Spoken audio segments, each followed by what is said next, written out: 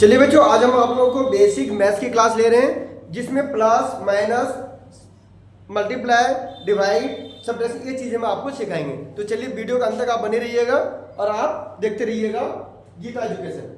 तो आप सभी का गीता एजुकेशन चैनल पे स्वागत है और आप वीडियो के अंत तक बने रहिएगा। आपको जोड़ घटा गुना भाग कैसे हम सिंपल सीखते हैं शुरू से वो चीज आप देखेंगे। वीडियो में अगर आप नए हैं चैनल पे तो आप सब्सक्राइब कर लीजिएगा। वीडियो अच्छी लगी तो आप लाइक और शेयर कमेंट करना ना भूलिएगा। तो चलिए बिल्कुल हम आपको एक सिंपल बताएंगे। यहाँ पे मान के चलिए ऊपर 4 है नीचे 2 है, तो 4 कोई अगर छोटा बच्चा है वो नहीं कर पाया तो उसको हम सबसे पहले सिंपल में कैसे सिखाते हैं। अगर यहाँ पे 4 है तो बच्चों को कहते हैं कि 4 लाइन डाल दो। आपने 4 लाइन डाल दिया, उसके बाद फिर नीचे क्या 2 है तो 2 लाइन डाल दिया, तो 4 और 2 कितना हो जाएगा 6। यहाँ पे हम लिखेंगे 6। ये हमारा आंसर हो गया। अगर इसी तरह से मान के चलिए अगर 2 डिजिट का बच्चों को सिखाना है, जो कैरी वाला जो हासिल होता है हम हासिल अगर सिखाते हैं, तो यहाँ पे क्या है ऊपर 6 और नीचे क्या 8 है। उसी प्रकार से आप लाइन दे सकते हैं या तो उंगली पे अभी आप गिनती करके आप लिख सकते हैं। तो 6 और 8 कितना हो जाएगा 8 और 6 14। तो यहाँ पे अगर मान के चलिए 14 लिखता है तो आप ध्यान रखिएगा कि आपका जो दाहिना हाथ के तरफ में जो आता है राइट साइड में आप उसको यहाँ लिखेंगे और जो लेफ्ट साइड में होता है उसको आप इसके ऊपर कैरी के तौर में हासिल के तौर पे ऊपर लिखेंगे, तब आपको समझ में आएगा। तो यहाँ पे 4 लिख दिए, बचा 1 को आप ऊपर में लिख सकते हैं। अब देखिए अब ये 7 और 3 कितना हो जाएगा 10। अब 10 में से 1 जोड़ देंगे कितना हो जाएगा 11। सिंपल है बच्चों, समझ में आ गया आप लोगों को? Yes sir. Very good. तो देखिए आपको बहुत इजी मैंने समझाया आपको, चलो आप लोगों को समझ में आ गया होगा। चलिए इसी प्रकार से मैं आप लोगों को माइनस सिखाता हूं, जो घटा होता है, घटा हो जिसको हम बोलते हैं।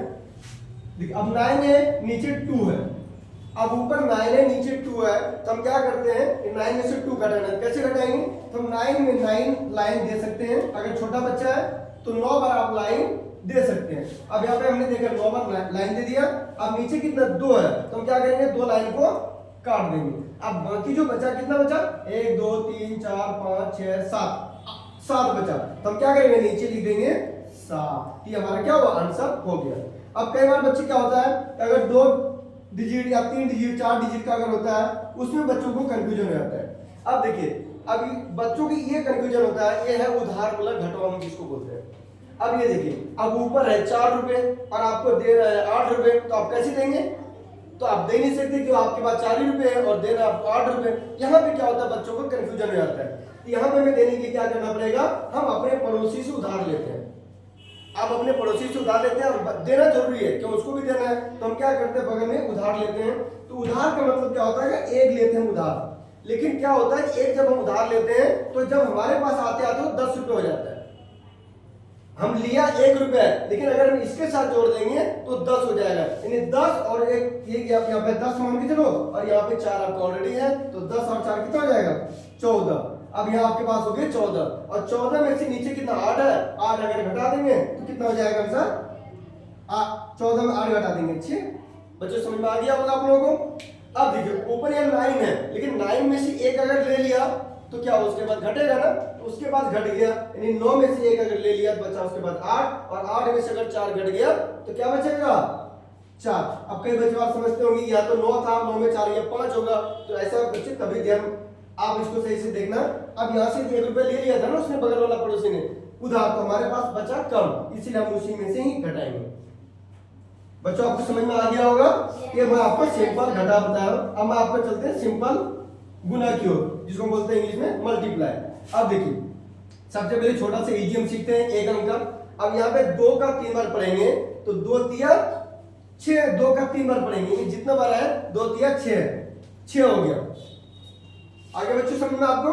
उसी प्रकार से अगर कोई 2 डिजिट का होता है तो आप इसको मान के चलिए यहाँ पे ऊपर 2 डिजिट है नीचे 1 डिजिट है, तो आप क्या करेंगे नीचे वाले से ऊपर वाले को गुना करेंगे। बिल्कुल सिंपल है। अब ये देखिए यहाँ पे 4 है और 4 को पाला पड़ेंगे 6, 4 का पाला 6 कितने बार में है तो 4 छके 24, यानी 4 बार में।